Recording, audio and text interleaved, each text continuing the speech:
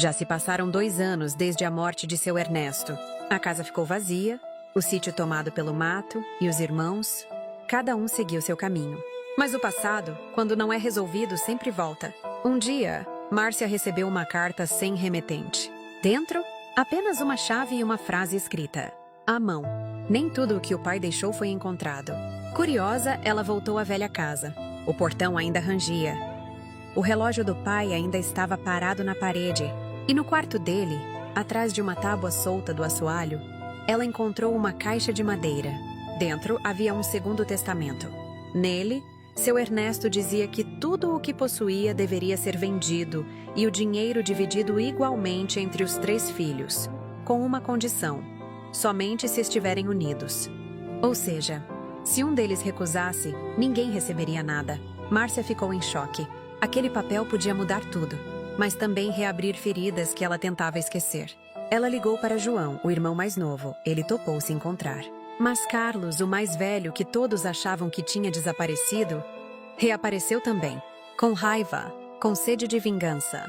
"Agora você quer dividir, Márcia? Depois de tudo que me tirou?" Ele gritou. Ela tentou explicar, mostrar o documento, mas Carlos arrancou das mãos dela e o rasgou ao meio. Foi aí que João percebeu algo. No fundo da caixa tinha uma gravação em fita cassete. Era a voz do pai. "Se meus filhos ouvirem isso, é porque já destruíram o que construí com amor. Que o dinheiro sirva para lembrá-los de que o verdadeiro valor da herança é o perdão." O silêncio tomou conta. Márcia chorou. Carlos, pela primeira vez, baixou a cabeça. E João apenas disse: "Pai, o Senhor conseguiu. Estamos juntos, mesmo que tarde." Eles venderam tudo, dividiram o dinheiro e reconstruíram o que o pai sempre quis, a família. Mas o relógio antigo, aquele que nunca mais havia funcionado, naquela noite voltou a marcar o tempo. Depois que os irmãos venderam tudo e dividiram a herança, parecia que finalmente a paz tinha voltado. Mas o passado nunca descansa. 1 mês depois, João recebeu uma carta vinda do interior. Era de uma mulher chamada Lourdes, antiga empregada do pai. A carta dizia apenas: "Seu Ernesto me fez prometer guardar um segredo, mas ele precisa ser contado antes que eu morra." João foi até o endereço. Encontrou Lourdes, já idosa, tremendo nas mãos. Ela entregou uma caixa pequena e disse: "Aqui dentro está a verdade que pode mudar tudo o que você acredita." Dentro da caixa havia uma foto antiga, seu Ernesto segurando um bebê. Mas não era João, era Carlos. Lourdes então contou. Seu Ernesto criou Carlos como filho, mas ele não era do sangue dele.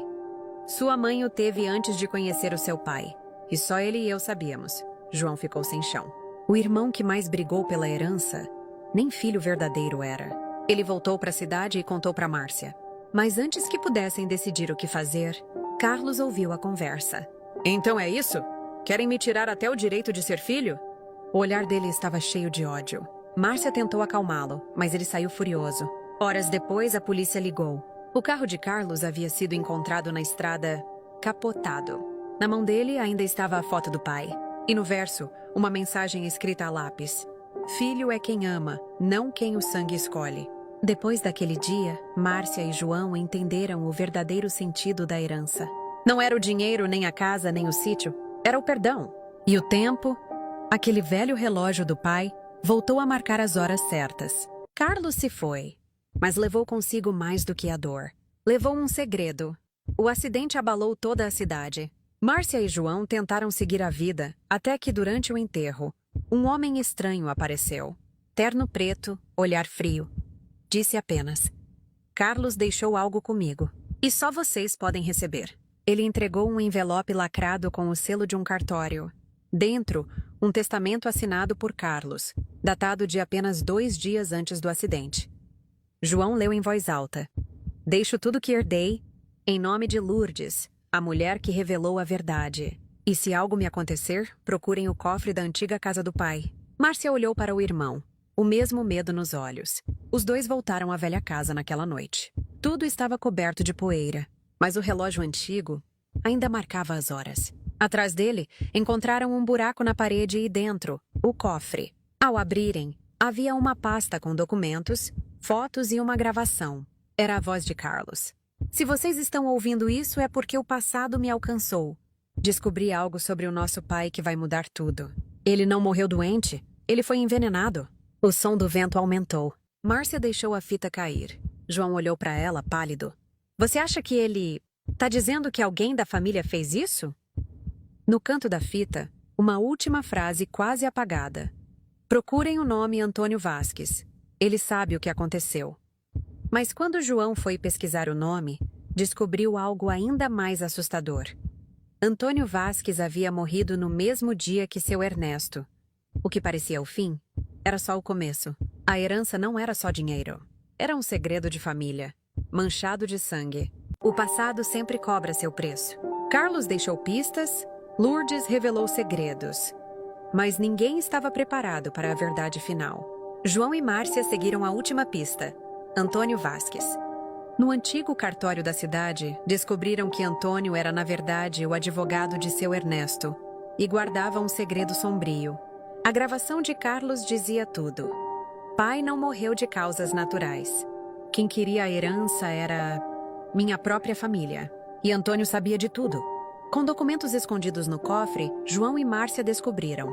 Carlos foi o único que tentou proteger a verdade. Antônio guardou provas de uma conspiração dentro da família. O testamento escondido, as brigas pela herança, tudo foi planejado para dividir e enfraquecer os irmãos. E a revelação mais chocante: Carlos descobriu que o responsável pela morte do pai não era outro senão... Carlos próprio não confiava. Era o irmão mais velho, que tinha forjado o acidente para assumir tudo.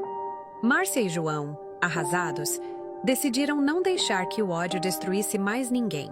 Levaram todas as provas à polícia e encerraram a história de seu Ernesto com justiça.